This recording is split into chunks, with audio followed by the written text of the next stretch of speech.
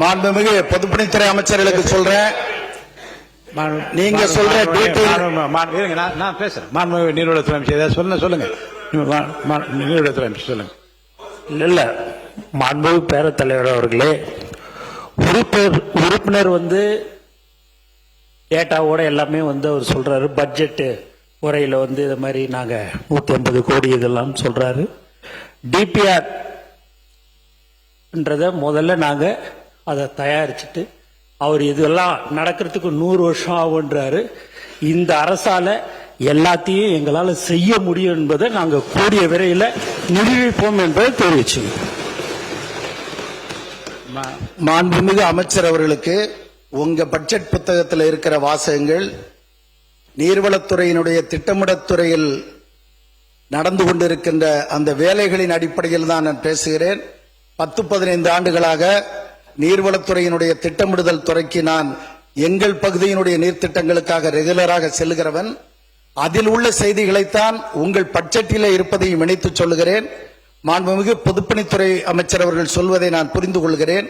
ஆனால் 2014 6000 கோடி மதிப்பீட்டில் இந்த திட்டம் நிறைவேற்றப்படுகிறது என்று அரசு அறிவித்துள்ளது.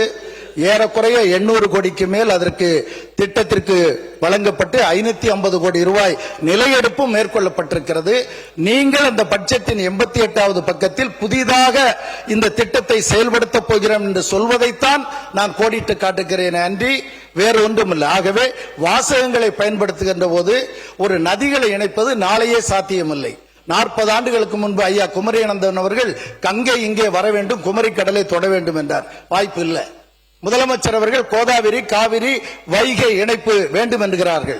திராவிட மண்டலத்திற்குட்பட்ட நதிகள் இணைக்கப்பட வேண்டும் என்பது சரிதான், அதை நாங்கள் ஒப்புக்கொள்கிறோம்.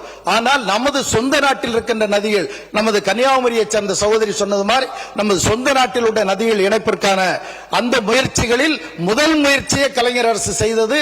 தலைவர் ஸ்டாலின் அரசு அதை நிறைவேற்றியது, அவ்வளவுதான் என்பதை நான் பதிவு செய்கின்றேன். ஐயா, நல்லா நீங்கள் பாட்டு பாடினீர்கள். ஒரே ஒரு 2 நிமிடத்தில் முடித்துக் கொள்கிறேன். எங்கள் தென்காசி மாவட்டத்தின் ஒரு செய்தி மட்டும்.